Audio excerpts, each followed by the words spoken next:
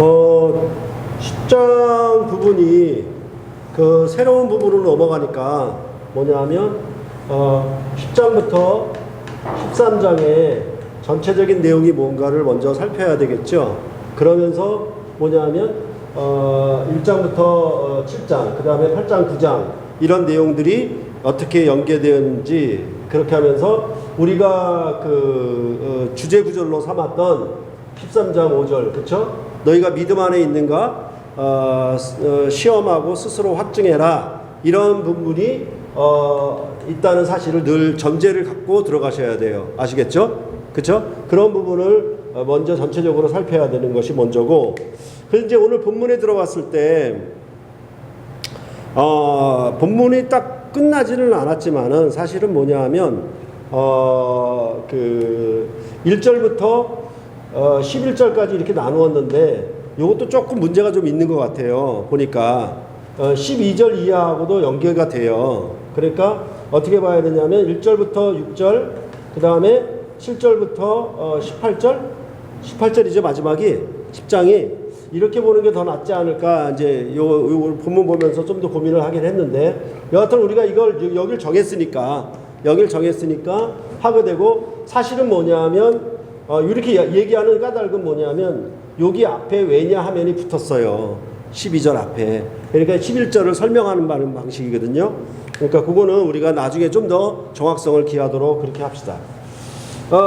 그렇게 했을 때 이제 여러분에게 그 문맥 성경을 가지고 얘기하는 이유는 뭐냐면, 지금 보세요. 1절부터 하고 다음번에 올려보세요. 내가 권한다, 그 다음에 내가 구한다 얘기가 있잖아요. 명확하게 중요한 문장이 딱 나와 있잖아요. 가장 중심되는 문장이. 그렇죠? 그 다음에요.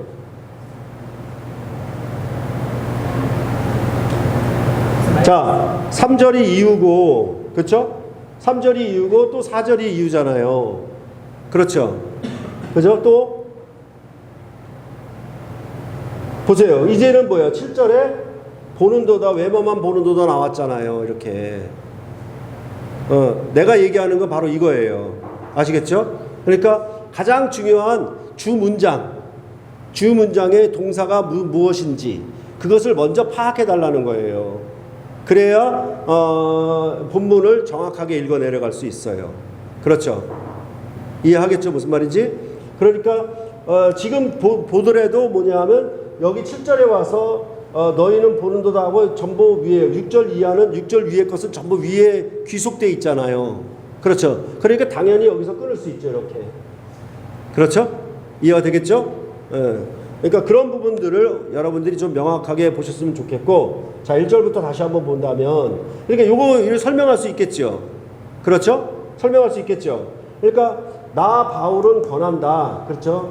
내 바울이 친히 권한다 할 때 뭐 친히 권한다라고 하면 나에다가 친히를 얘기하면 또 알겠죠. 이 말의 표현이. 그렇죠? 이렇게 좀 세밀하게 들어가라는 얘기예요. 그렇죠? 그러니까 그냥 바울은 권한다는 것과 나 바울은 권한다는 건 또 다른 거예요. 그렇겠죠? 거기다가 친히 권한다라고 얘기하면 거기 더 강조가 들어가는 거예요. 아시겠죠? 그죠? 그러면서 권하는데 너희를 권하는 거죠. 너희에게 뭐냐면 그리스도의 온유와 관용으로 권하는 거예요. 이게 뭐냐면 바울이 교회를 권면하는 사도 직무에 관한 원칙이에요. 아시겠어요? 사도가 교회를 대할 때의 기본적인 원칙이란 말이에요. 그리스도의 온유와 관용. 그럼 생각해 봐야 되겠죠. 그렇죠? 그러니까 이것이 여기 이렇게 얘기하고 뭐예요? 그거에 대해서 설명하고 들어가잖아요. 그리스도의 온유와 관용으로 어떻게 대하는지 여기서 설명하고 들어가잖아요. 이해가 되겠죠? 그렇죠? 그러니까 그 그리스도의 온유와 관용하고 했을 때 여러분들은 뭘 생각해야 되냐면 그리스도의 온유와 관용이 무엇이었는가 생각을 해봐야 되겠죠. 그것도 어떻게 생각을 해야 되냐면 여기서 생각을 하셔야 돼요. 여기서. 아시겠어요? 짧게는 어떻게? 10장 1절부터 11절 안에서 우선은 가장 가까운 근접 문맥에서. 알겠죠? 네. 그렇게 하고, 그리고 이걸 권한다고 해서 어떻게 했다? 이렇게 권하는 사도 바울의 직무를 어떻게 했다? 나는 너희를 대면하면 겸비하고 너희 안에, 그리고 너희를 떠나 있으면 나는 담대했어요. 이게 그리스도의 온유와 간용이에요. 그렇죠? 그러니까 예수님도 대적자들한테 한없이 강경했어요. 독사의 새끼들아 얘기를 했어요. 그렇죠? 자기 사람들, 자기 제자들에게는 한없이 온유하고 간용했어요. 끝까지 사랑하셨죠. 그렇죠? 이해하시겠죠? 그러면 그렇죠? 그러니까 그런 부분들을 여기 이렇게 얘기를 하고 올려보세요. 네. 그러면서 뭐예요? 이렇게 내가 너희를 구원했는데 너희에게 구하노라 라고 얘기하고 있잖아요. 그렇죠? 그러니까 그 구하는 것이 뭐다? 나로 하여금 담대한 태도로 대하지 않기를 구하는 거죠. 그렇죠? 그러니까 바울의 생각은 뭡니까? 그리스도의 온유와 간용으로 너희를 계속 대하기를 바라는 거예요. 그렇죠? 그러니까 이 담대하게 대한다라고 했을 때에는 뭔가 형벌을 내려줄 때, 그러니까 부모가 온유하게 계속 말을 해도 안 들어. 그럼 어느 때가 돌아와? 매를 댈 때가 돌아오잖아. 그렇지만 자식을 매로 키우는 건 좋은 방법은 아니에요. 매를 아예 안 대는 것도 좋은 방법은 아니지만은 매로 키우는 건 좋은 방법이 아니에요. 아시겠죠? 무슨 얘기인지 아시겠어요? 그러니까 보세요. 이런 생각을 부모와 자식에서 대비를 시키지만은 부부관계도 있잖아요. 부부관계도 뭐냐 하면 남편이 가지고 있는 돈의 권세를 가지고 부인을 다스리려고 해요. 남편이 가지고 있는 지식의 권세로 부인을 다스리려고 해요. 이해하겠습니까? 아시겠어요? 그러니까 그 유행과 가사가 딱 맞아요. 그렇죠? 사랑하는 자 앞에 서면 내가 왜 이렇게 작아지는지, 이게 딱 맞은 거예요. 절대로, 그렇죠? 사랑하는 관계는 군림하는 관계가 될 수가 없어요. 주인과 종의 관계가 될 수 없다는 말이에요. 아시겠죠? 항상 나보다 남을 더 낮게, 더 높이 보는, 그렇죠? 그런 일들이 나타나게 되어 있어요. 이해하겠습니까? 그렇죠? 그러니까 이런 것을 구하지 않죠. 뭐냐 하면 어떻게? 그 담대한 태도라고 하는 것은 내가 어떻게 그 육체대로 행하는 자로 우리를 여기는 자들에 대해 담대히 대하는 것 같은 담대한 태도로 내가 너희를 대하지 않기를 원한다는 거죠. 그렇죠? 그리고 뭐예요? 너희와 함께 있을 때 육체대로 행하는 자, 이렇게 얘기했을 때 아시겠죠? 그렇죠? 이것은 세상이 항상 힘으로 약육강식의 그런 방식으로 살아가고 있으니까 그 원리를 가지고 오는 거예요. 그렇죠? 그러니까 항상 구약의 나라는 뭐예요? 힘으로 칼로 정복한 나라예요. 그리고 신명기에도 말했듯이 열방의 으뜸이 되는 나라예요. 그래서 솔로몬 성전의 그 화려한 영광을 보고 이방 여왕이 와서 굴복하도록, 복종하도록, 절하도록 하는 나라예요. 알겠죠? 무슨 말인지? 그렇기 때문에 그 예수님이 겟세마네 동산에 잡힐 때에도 베드로가 말고의 칼을 빼와가지고 대항하려고 하잖아요. 그러니까 예수님 뭐라고 그래요? 검으로 쓰는 자는 검으로 망한다라고 얘기를 하죠. 그러니까 여러분들은 잘 생각을 하셔야 돼요. 그 뭐냐 하면 그 강대한 미국이 베트남을 정복 못했어요. 그 막강한 군사력으로 베트남을 정복 못해요. 아프가니스탄도 정복 못해요. 지금 국제사회가 어떻게 힘을 가진 왕들이 등장해가지고 정복하려고 하는지, 예전의 제국주의 시대로 다시 돌아가고 있는지 여러분들 생각하셔야 돼요. 결코 승리할 수 없고 복종을 얻어낼 수가 없어요. 그렇죠? 그러니까 영국이 아일랜드를 정복한 거나 일본이 우리나라를 정복한 거나 했을 때 마음으로 복종받아낸 어떤 나라도 없어요. 힘을 정복한 나라는. 그러나 사랑으로, 유순함으로, 관유와 온유로 접근하면 어떻게 된다? 알겠죠? 마음의 복종을 받아요. 그렇죠. 그러니까 군대 사회가 상관에게 잘 복종하는 것처럼 아주 각이 딱딱 맞춰주는 것처럼 질서 있게 움직이는 것 같지만은 그거는 외모로 직접 복종하는 것이지 마음으로부터의 복종을 다 담는 건 아니에요. 이해하겠죠? 그죠? 그런 부분들을 많이 생각하면 될 거예요. 올려보세요. 그러면 아까 육체대로 행한다는 것을 율법 안에서 구약적인 의미로, 역사적인 의미로 가져와야 돼요. 그렇죠. 그래서 어떻게 한다? 그 담대함으로 대화하는 것은 결국은 뭐예요? 싸우는 문제잖아요. 전쟁이거든요. 그렇죠. 그러니까 이렇게 싸우질 않는다는 거죠. 육체대로 싸우질 않는다는 거죠. 항상 성경은 뭐죠?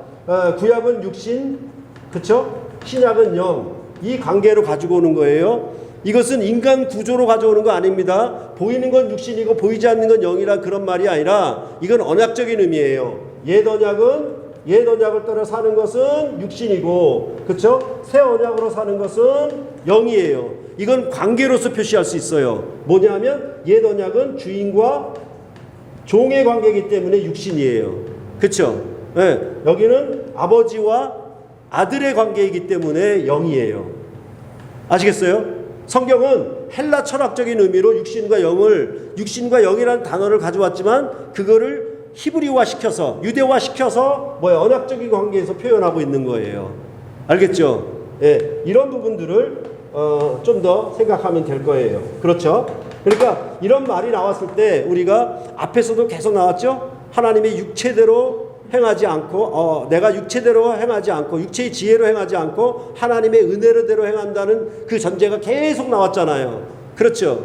그렇게 해서 그 바울의 자기 직분을 얘기를 하고 그래서 영접하라고 얘기한 거 아닙니까? 그렇죠? 예. 그런 다음에 마찬가지로 싸우니까 당연히 병기가 나오잖아요. 그 이유가 또 설명이 되죠. 그럼 이유는 여기에 딸린 이유입니다. 이 이유가 이렇게 나오더라도 어떻게 하냐면 이 이유가 이 앞에 있는 전제에 걸릴 수도 있어요. 알겠죠? 무슨 말인지? 그렇죠? 네, 그런 것들을 잘 따져가면서 보면은 여기 이유가 나왔으니까 또 이유가 설명하죠. 그럼 여기에 대한 이유 설명이에요. 설명이. 그렇죠? 그러니까 이러한 병기, 우리의 싸우는 병기는 육체에 속한 것이 아니오 라고 얘기를 하잖아요.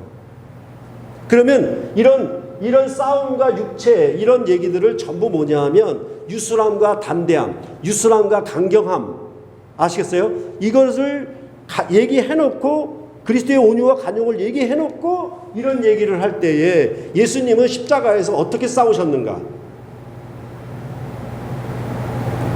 그렇죠? 그가 어떻게 싸우셔서 죄와 사망을 정복했는가? 알겠죠? 그죠? 그러니까 예수님이 세례 받으신 후에 마태복음에서 그가 광야에서 시험을 받았을 때 그런 시험을 어떻게 이기셨는가라고 하는 것들을 자꾸 생각을 하셔야 돼요.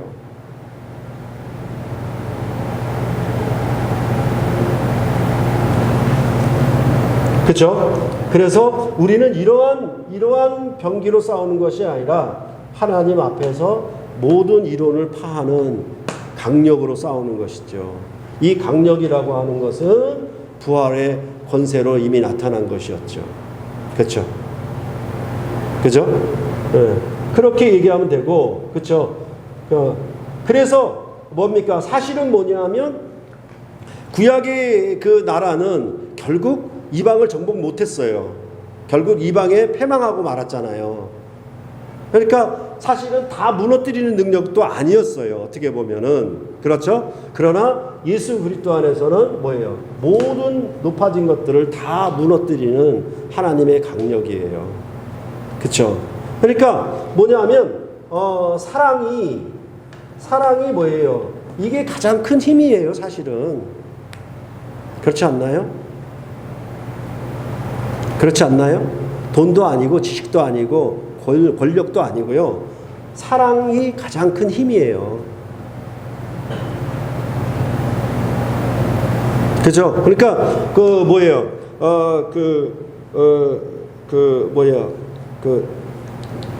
어둠의 세계에 주먹 보스들도 뭐에서는 쩔쩔매요?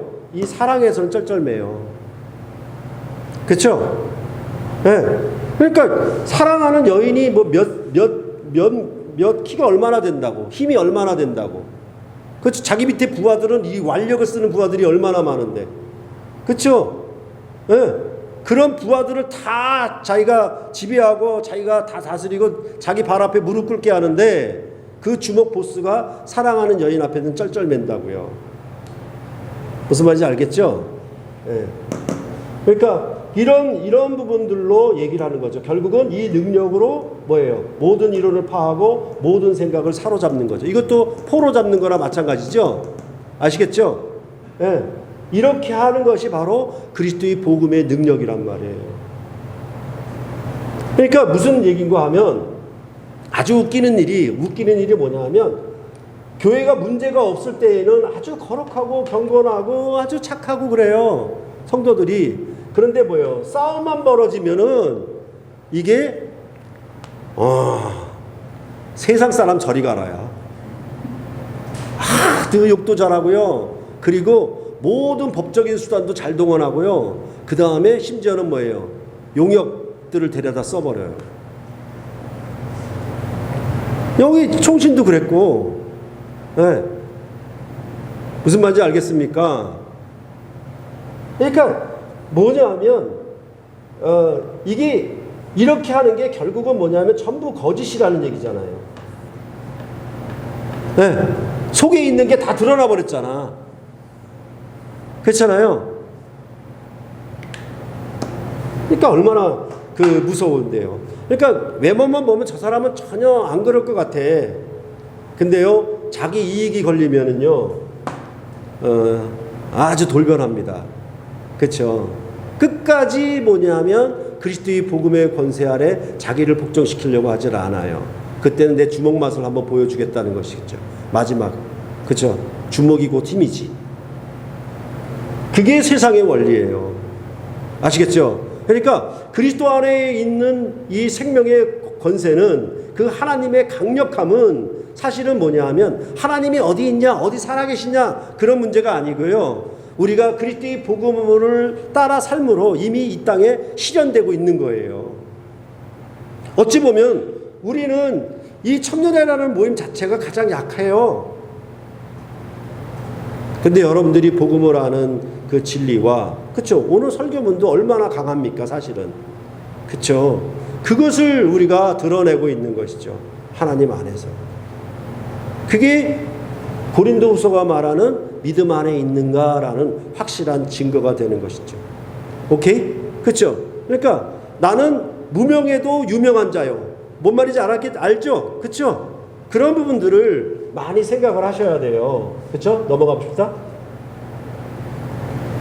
그러면서 뭐 하는 거예요? 그 강력함은, 담대히 대함은 뭐예요? 이제 복종이 온전하게 될 때에, 그때 강하게 가르칠 거예요. 교훈할 거예요. 그렇죠? 그렇지 않더라도 뭐예요? 이런 벌하려고 이 복종지 않았던 부분들을 그때 얘기를 할 수 있을 거예요.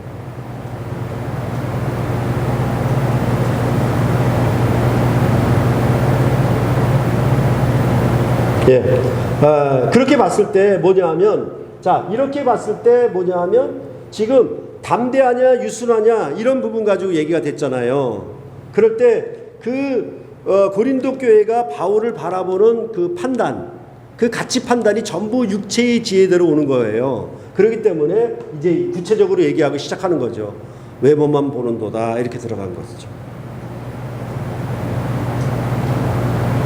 그 뒤에는 자기가 자기로서 비교하고 자기가 자기로서 헤아리는 거예요.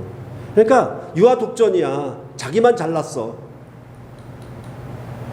항상 자기 경험이 최고고 자기 체험이 최고고 자기가 아는 지식이 최고고 항상 그것을 가지고 상대방을 비교해서 상대방을 낮춰버리고 그 위에 군림하려고 한다고.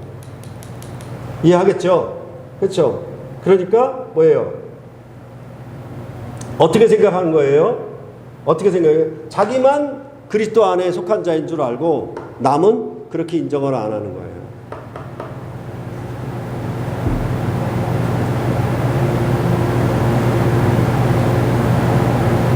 항상 자기만 오라. 자기 보는 것만 오라. 그러니까 참 그런 사람들 만나면 참 어떻게 할 방법이 없더라고. 네, 어떻게 할 방법이 없어. 그거를 끝까지 고수해요. 고치질 않아요. 그러니까 웃기는 게 뭐냐 하면 참 저는 황당한 얘기가 뭐냐면 그리스도 안에 있는 성도인데 뭐냐면 자녀들을 부모에게 복종하려면 절대로 부모는 금고의 통장에 돈이 있어야 한다는 거예요. 내가 이 경제권을 잃어버리는 순간 자녀들은 절대로 자기에게 복종하지 않을 거라는 생각을 굳게 가지고 있는 거예요. 그게 예수를 믿는 성도가 가진 생각이고 그 지혜는 어디서 왔냐면 세상 사람들이 그런 걸 가르쳐 주잖아. 그렇죠? 예. 결혼하게 되냐면 신혼에 들어가게 되면 선배들이 한다는 얘기가 누가 주도권을 잡느냐라는 얘기를 가르쳐요. 신랑 신부에게. 참 웃기는 얘기거든요. 아주. 그리고 그거를 사실로 믿어. 바보들 같이. 그러니까 부모가 자식을 다스릴 때 돈으로 지배하고 다스리려고 하는 거예요. 그게 부모와 자녀와의 관계인가? 주인과 종의 관계, 그렇죠? 회사의 사장과 직원의 관계는 돈으로 다스릴 수 있어. 하지만 아버지와 아들의 관계를 그렇게 다스리려고 하는 그런 어리석은 생각이 도대체 어디서부터 나왔냐는 거예요. 그건 전부 뭐냐면 육체의 지혜. 이해하겠죠? 그렇죠? 그러니까 다 마찬가지입니다. 그렇죠? 그러니까 부부관계에 있어도 아내가 남편에게 복종하는 건 전부 뭐예요? 남편이 가지고 있는 돈, 남편이 가지고 있는 뭐 지식이나 권력, 여기에 복종하는 거지 정말로 사랑으로 순종하는 자세는 없어요. 그렇게 되면 안 돼요. 이해하겠습니까? 그렇죠? 그러니까 나중에 이제 힘이 없고 연약하면 다 갖다 버리겠다는 얘기겠지. 이런 일이 그리스도 안에 있는 성도들에게 일어난다고 생각하니까 아주 기가 막히고 분이 막 치솟아서 견딜 수가 없어. 그러면 안 돼. 그러면 안 돼. 그러면 안 돼. 아버지가 가진 돈 때문에, 부모가 가진 돈 때문에 부모에게 복종하는 그런 자녀는 뭐에다 쓰겠습니까? 그죠? 그런 부분들. 그러니까 항상 뭐냐 하면 힘의 권세. 그런 부분들을 우리가 잘 알고, 그렇죠? 그러니까 뭐예요? 사역자들을 평가하고 대할 때도 말했던 것처럼 추천서가 있느냐 없느냐, 그렇죠? 그들이 학벌이 있느냐 없느냐에 따라서 굴복하는 거예요. 이해하겠죠? 네. 네. 그런 부분들을 매우 조심을 해줘야 돼요. 그것은 육체대로, 육체의 지혜로 행하는 것이지 그리스도의 복음의 원리를 따라 사는 삶이 아니에요. 그것을 분별해라, 이렇게 사도 바울은 권하고 있는 거예요. 고린도 교회에게. 그렇죠? 여러분에게도 이런 하늘의 지혜가, 복음의 지혜가 넘쳐서, 그렇죠? 약함으로, 유순함으로 형제를 섬기고, 그렇죠? 하나가 되는 그런 주님의 몸된 교회를 여러분들이 함께 만들어가야 할 것입니다. 그러겠죠? 그죠? 여러분들이 그런 교회를 세우세요. 이 땅, 이 시대에. 아시겠죠? 그런 교회에 여러분들이 꼭 주역이 되셔야만 합니다. 아시겠죠? 복음을 밝게 하는 지혜로운 일꾼들이 가득한 그런 주님의 몸된 교회를 여러분들이 스스로 지어가시기를 바랍니다. 여기까지.